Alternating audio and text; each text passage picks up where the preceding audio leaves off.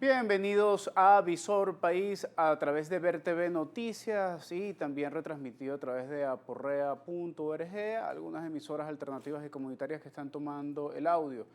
También le agradecemos por la difusión de la información y el análisis que hacemos en este espacio. Vamos a entrar en materia. Y vamos a ver de aporrea.org una información en el área laboral, pero también en el área política, porque es una denuncia que se hace sobre retaliación política en Fama de América. Al trabajador Gustavo Martínez se le ha solicitado presentarse a la Inspectoría del Trabajo teniendo fuero sindical por el activismo político que desarrolla en Fama de América. El nuevo gerente de Fama de América de la planta La Yaguara, Fidel Ferrer, tiene un amplio expediente de retaliación política de aquellos que desde una visión crítica generan debate en relación con las posturas de la directiva. Recordemos que Fama de América es una empresa nacionalizada desde el año 2009, además que fue nacionalizada gracias al esfuerzo de los trabajadores, aunque lamentablemente el control obrero en este espacio no se desarrolla, sino que son los burócratas del Estado asignados desde afuera que no conocen la industria los que han tenido el control permanente de esta empresa. Los trabajadores de manera muy activa han hecho pronunciamientos, activismo, han hecho denuncias, de hecho, en relación con el manejo de los recursos de Fama de América. Y por supuesto, eso lamentablemente tiene su precio y hoy Gustavo Martínez está precisamente pagando el precio del activismo político, de la visión crítica y, y del desarrollo de un movimiento sindical importante dentro de estos espacios laborales. El miércoles, ya quizás cuando usted esté viendo este programa, seguramente estará presentándose Gustavo Martínez ante la Inspectoría del Trabajo. Están tratando de, a pesar del fuero sindical, de destituirlo, justificando unas llegadas tarde del año 2014. Imagínense ustedes, ¿no? Gran justificación el hecho de que un trabajador llegue tarde, además que en aquel momento no fue señalado, no fue levantado ningún tipo de acta, no tenían ninguna excusa, tuvieron que inventarla. Esperamos buenas noticias porque sabemos que la movilización de los trabajadores va a ser importante. Al final, la retaliación es porque Gustavo es de Marea Socialista, eso no tiene ninguna otra explicación y lamentablemente es así como se comporta el gobierno revolucionario de Maduro, sus burócratas, cuando tiene gente crítica comprometida con el proceso revolucionario chavista, pero no del chavismo popular. Ese es el grave problema que estamos viviendo en nuestras instituciones y también en las empresas del Estado. Vamos a la siguiente información. La siguiente información la tomamos del estímulo y es una información preocupante. Aquí ya le hemos hecho seguimiento a esta línea de información, porque recordemos que nuestro ex compañero de programa por la izquierda, Iber Barreto, sigue viviendo aún, pero ya quizás no en la misma magnitud, el grave dilema de conseguir los medicamentos para la radio y la quimioterapia de sus padres. Agradecemos muchísimo, por cierto, la receptividad que se generó como consecuencia de la solicitud de estos medicamentos por las diversas vías que se desarrollaron y se pudo solucionar. Pero hoy nos atiende, así como nos ha atendido también información del efecto Cocuyo en relación con el acceso a medicamentos de alto costo y el drama que viven los niños y los adultos por igual en relación con este karma, este viacrucis de conseguir medicamentos. Hoy ya no solamente son los enfermos de condición grave, sino que además son nuestros niños, porque las vacunas tienen que ser elementos de acceso y de derecho a todos los niños de Venezuela. Hoy en el estímulo se denuncia entonces la información de que no hay vacunas para recién nacidos y la información es exclusivamente en el estado Zulia, pero no deja de ser una realidad que ya para médicos con consultorios privados ya es inaccesible la vacuna. La gente tiene que remitirse de manera obligatoria ya desde hace algunos meses a dispensarios públicos para poder aplicar la vacuna. A ver, el problema no es si es público o es privado, el problema es que tengamos la posibilidad de tener el acceso a este tipo de medicamentos en el momento en que sea necesario. Y eso no discrimina si lo necesitamos en un sitio público o en un sitio privado. Por lo que seguimos analizando y profundizando sobre la crítica en relación con la ineficiencia en la planificación del gasto de las divisas de todos los venezolanos. Si no hay vacunas es porque no se ha adquirido por parte del Estado. Si no se ha adquirido por parte del Estado es porque no se han asignado divisas para la adquisición de estas vacunas. Pero sin embargo ya empezamos a ver pinos de Navidad, ya nos empieza a preocupar las aceitunas y las alcaparras para las hallacas y nos preocupa aún más el whisky 18 años o 21 años que debe estar en la mesa de la burguesía de este país y de la boliburguesía de este país. Hay divisas entonces para la adquisición de este tipo de cosas, pero no hay para las vacunas. Seguimos insistiendo, eso se llama negligencia, eso se llama ineptitud, eso se llama mediocridad, pero ante todo se llama deshumanización de una política pública. Así que a revisar muy bien cuál es la asignación de los recursos en relación con los medicamentos y en especial la que corresponde además a nuestros niños, un elemento tan fundamental como es el asunto de las vacunas, no tiene ningún nombre. Y sí, hemos erradicado durante muchos años la posibilidad de que surjan brotes de enfermedades como consecuencia de que esta vacuna ha sido aplicada de manera correcta o estas vacunas de manera correcta. No queremos imaginarnos que haya algún tipo de crisis o brote de epidemia porque hemos empezado a limitar la posibilidad del acceso a vacunas fundamentales para la salud de nuestros niños y en general para la población venezolana. Vamos a la tercera información. La tomamos también del estímulo. Es una información en el área económica del estímulo que se llama el interés, que dice refinanciar deuda puede ser costosa para PDVSA. Esta es una información de Berkeley. Voy a utilizar esta información como excusa para hablar un poco del negocio especulativo de los bonos, el default, la deuda externa. Tenemos un serio problema, por cierto, el ministro de Finanzas recientemente y el presidente de la República han dicho que están muy preocupados porque hemos pagado los bonos de manera puntual y sin embargo las calificadoras de riesgo nos ponen en mayor riesgo. Bueno, en verdad que es sorprendente más bien que el ministro de Finanzas y que el presidente se sorprendan de que esto sea así. Primero, porque los bonos venezolanos son cotizados internacionalmente por su condición de riesgo. Y mientras más probabilidades o más esfuerzo se haga de pagar y más haya una contención, haya una frustración de la población venezolana de poder adquirir, de poder tener acceso a los bienes básicos y fundamentales como consecuencia del pago de esa deuda. Por supuesto que los analistas de riesgo van a considerar en un corto plazo la posibilidad de una crisis social en Venezuela que impida el pago de los bonos. Por favor, presidente Maduro, por favor, ministro Torres, no nos vean cara de gafos. Nosotros los venezolanos sabemos muy bien todo lo que ha sido el juego financiero con los bonos. Un sector de este gobierno mantiene la política de alto riesgo de esos bonos porque ese es el gran negocio. El gran negocio es que nuestros bonos sean riesgosos.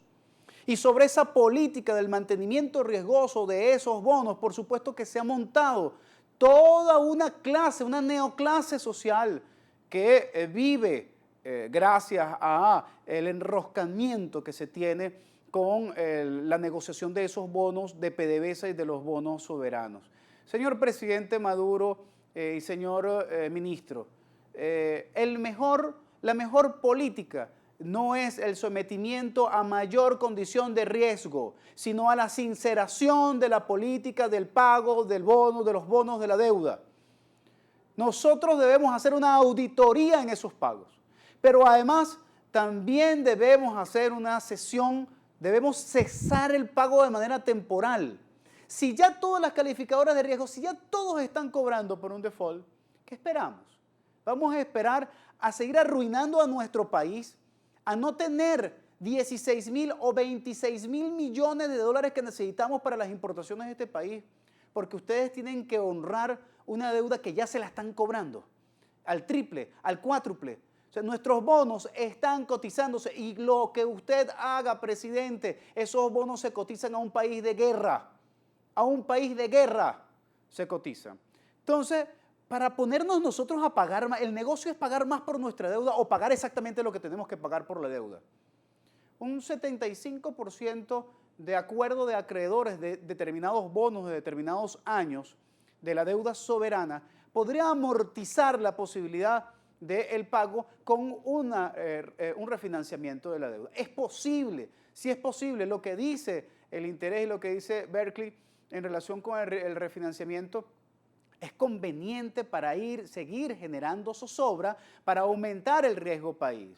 La verdad es que ni Argentina, ni Rusia, ni Grecia, ni Ecuador cayeron en una crisis estructuradora de su sociedad porque se plantearon y porque hicieron y ejecutaron el refinanciamiento de sus deudas y porque cesaron los pagos. Aquí nos han vendido que nos van a allanar, que nos van a expropiar, que nos van a quitar nuestros cargueros, nuestras empresas internacionales. Pregunto yo si no es más riesgoso una Rusia que una Venezuela. Y si van a tener mayores intereses de quitarnos la forma en que le vamos a garantizar pagar o expropiarnos unas empresas que realmente no les termina siendo muy convenientes en el proceso de venta y etcétera, etcétera, especialmente con un barril un precio del barril del petróleo que está cayendo. Entonces, creo que hay un juego muy perverso y este juego perverso lamentablemente no se analiza en función del interés del pueblo venezolano, sino de interés de esa clase que se ha generado en torno a todo lo que deriva de la creación de estos bonos y de la especulación financiera de estos bonos. Por favor, reflexionemos sobre esto, abramos un debate. Quizás no tenemos toda la verdad en este tema, pero lo que sí tenemos es la razón de convocar a la necesidad de discutir este tema que es un problema de absolutamente todos los venezolanos porque por ahí se está yendo todos los recursos de Venezuela que están ingresando en este momento. 26.000 millones de dólares están comprometidos en deuda para el próximo año y medio. Exactamente o más o menos por ahí lo que necesitamos para cubrir el déficit fiscal de una mala planificación en el gasto público. ¿Será que mejoramos el gasto público? ¿Será que reestructuramos la deuda y sabemos realmente cuánto tenemos que pagar y mientras tanto tenemos alguna liquidez para invertir y asegurar la posibilidad del pago de esa y de las próximas deudas que se vayan a adquirir? Ese es el gran dilema que no le conviene a algunos del sector gobierno que viven de la especulación financiera. Vamos a la siguiente información. Y la siguiente información va en el mismo tenor, pero nos regresamos a Venezuela. La tomamos del cambur.com.be. Hizo una infografía muy interesante el Cambur. Disculpen no mostrarla, es que es difícil mostrar toda la imagen de la información, pero ahí estamos viendo cuánto piden los ministros para el 2016. Véalo aquí, invitamos a que busquen esta información. Básicamente, la información que aparece en el Cambur nos muestra una gráfica con una distribución del gasto público que se piensa generar por ministerios. Y hay elementos en verdad muy, pero muy interesantes en esta gráfica. Podemos observar, vamos a relevar lo más importante, creo que es importante resaltar lo positivo. Hay dos cosas positivas, dos renglones importantísimos del gasto de la administración pública se van en educación básica y educación universitaria. Creemos que eso está muy bien. Eso es lo correcto, eso es absolutamente positivo y tiene consonancia con lo que es la vocación originaria de este gobierno. Pero si seguimos revisando las gráficas, entonces nos empezamos a dar cuenta que hay otros rubros de gasto que son absolutamente incomprensibles. Que, por ejemplo,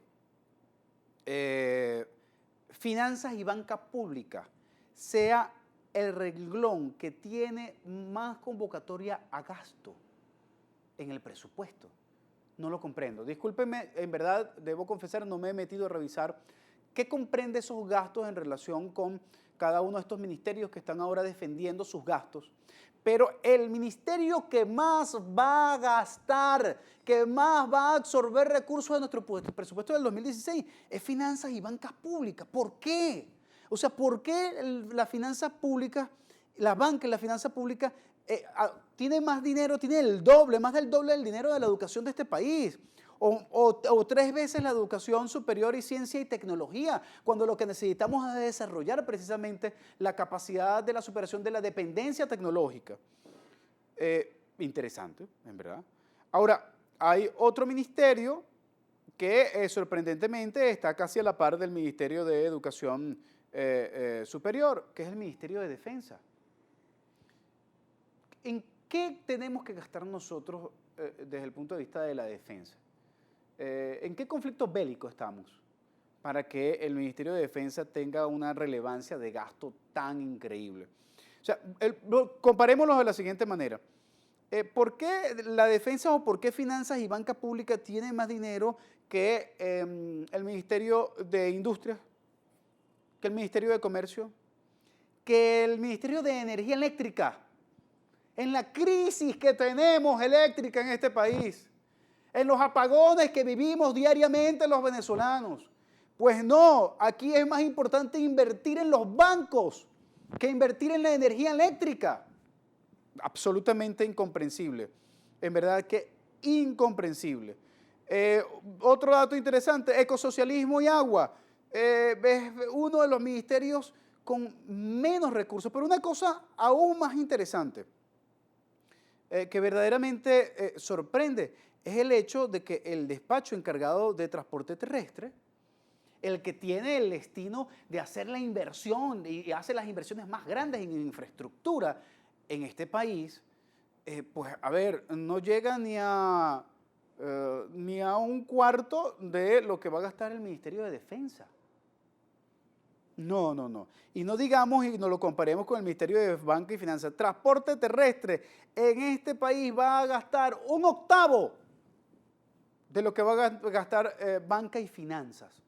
O sea, nuestro dinero se va a ir a qué sector, cuál es el gran gasto de la banca y finanzas en este país, que tiene que llevarse el grueso, la mayor parte de los recursos destinados al presupuesto del 2016, presupuesto que además está destinado a dólares, presupuesto que está en cada ministerio duplicando su gasto del año pasado en bolívares.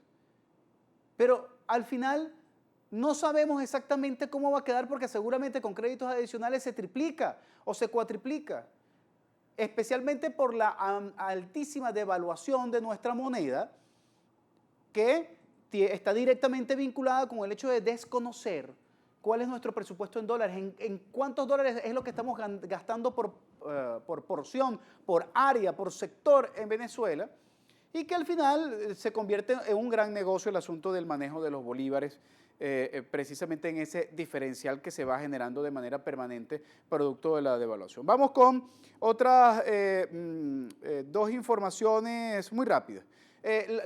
La siguiente la tomamos a la iguana como excusa. Creo que es solamente un pronunciamiento muy claro que debemos hacer desde este espacio. Todo lo que sea violación de soberanía, nosotros tenemos que pronunciarnos absolutamente en contra. Hasta ahora no he escuchado, aún a pesar de que antes de entrar al programa me dijeron que ya se había generado algún pronunciamiento del gobierno de los Estados Unidos. No lo he visto.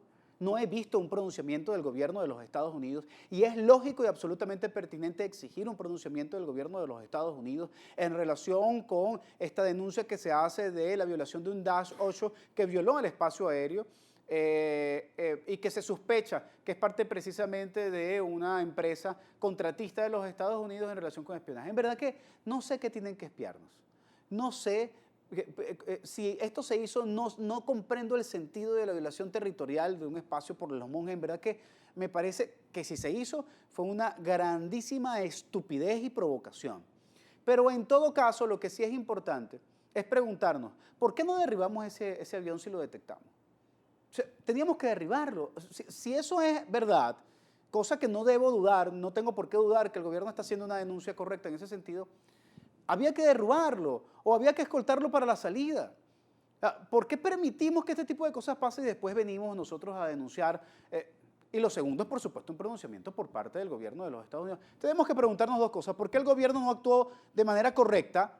¿Por qué la Fuerza Armada no actuó de manera correcta derribando un avión que está violando nuestro espacio territorial por una parte y por la otra, porque el gobierno de los Estados Unidos no se pronuncia? Y cierro con esto. Empezamos la campaña electoral. El 13 y hasta el 3 de diciembre formalmente iniciamos la campaña electoral.